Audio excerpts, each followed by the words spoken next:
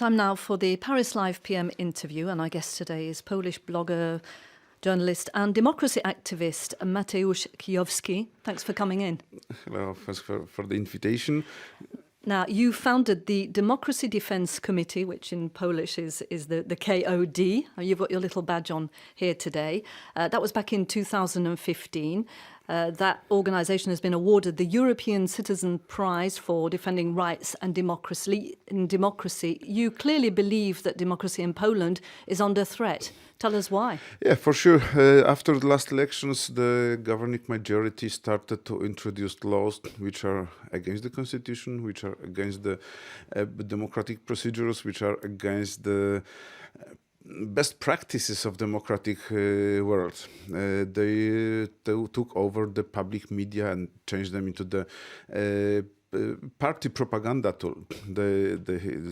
Fortunately, they are losing audience very, very quickly, but they just took over the public media. Then they took over the public prosecution. They connected it directly to the politicians, and they changed the rules, allowing to start or to stop investigations just because the political will, without any proofs for crime or something like that.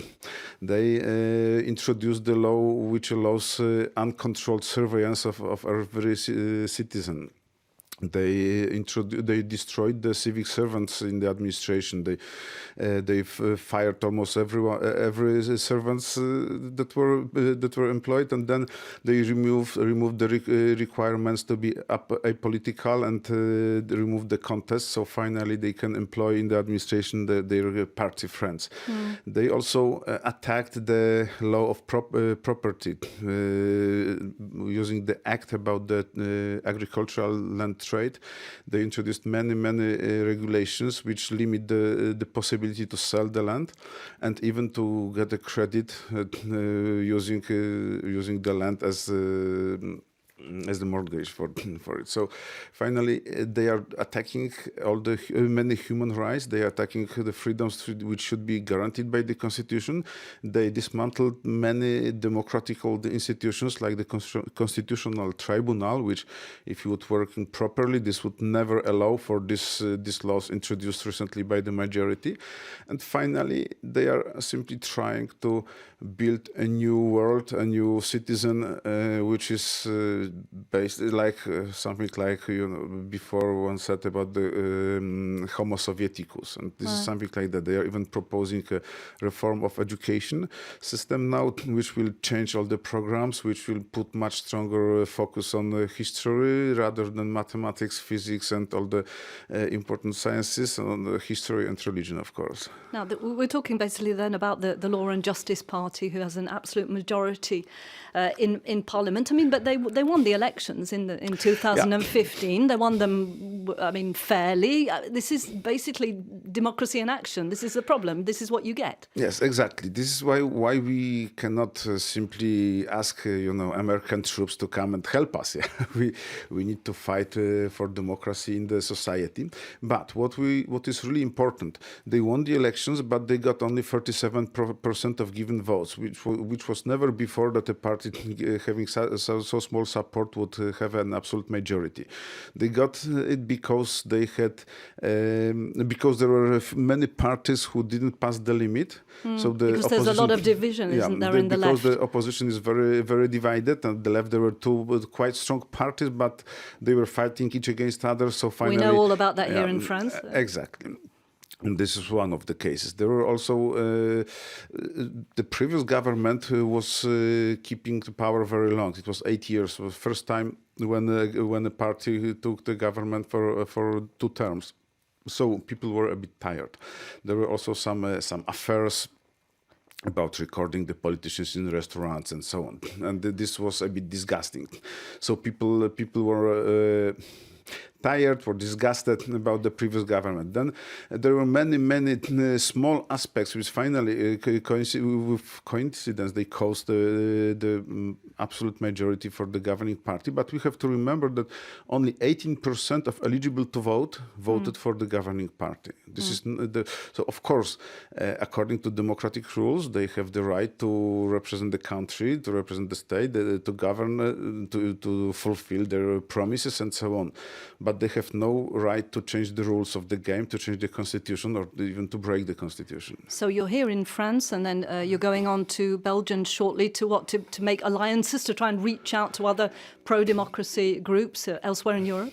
Yeah, basically we are trying to explain what's going on in Europe, because the information which comes from the internet or from the media is of course available everywhere. But then you need to give some explanations, some interpretations, maybe discuss a bit about the possible developments and so on. So it's much better to communicate with people, from organizations, from administration, from political parties, from trade unions, from NGOs, because then we have much bigger awareness. If people in other countries understand well what's going on in Poland, they will know that this is not the problem that Poland has turned strongly to right and we won't just leave the European Union, something like that. We're not going to have a Polexit. Yeah, exactly. I believe we won't have. We want people to understand that this is what the government which acts against European values, which tries to break the democratic laws, democratic procedures.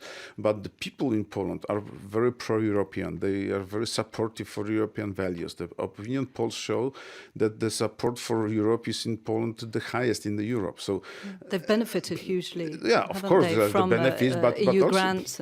Exactly, but also we are strongly supporting the values, and we believe that we should take part in solving the common problems like the migrants problem. This is really important to us, to be a part of a community, not just receiving money. Now, Mateusz, of course, we've been talking a lot about Poland in the press over the last couple of weeks in particular, all around the subject of abortion. There was a citizen sort of inspired bill that was going to go through Parliament to tighten up even further the abortion law in Poland, which is already one of the most restrictive. It would have made abortion almost impossible. And sort of at the last minute, well, following big demonstrations exactly a week ago, a lot of people out on the streets, a major strike, the government and even Jarosław Kaczyński himself, who is the chairman of the Law and Justice Party, said that Parliament should reject the amendment. That looks like a sort of goodwill gesture on his part. How do you read that? Well, this was rather a mistake. The proposal to restrict the abortion law was not coming from the governing party. This was prepared by a group of people.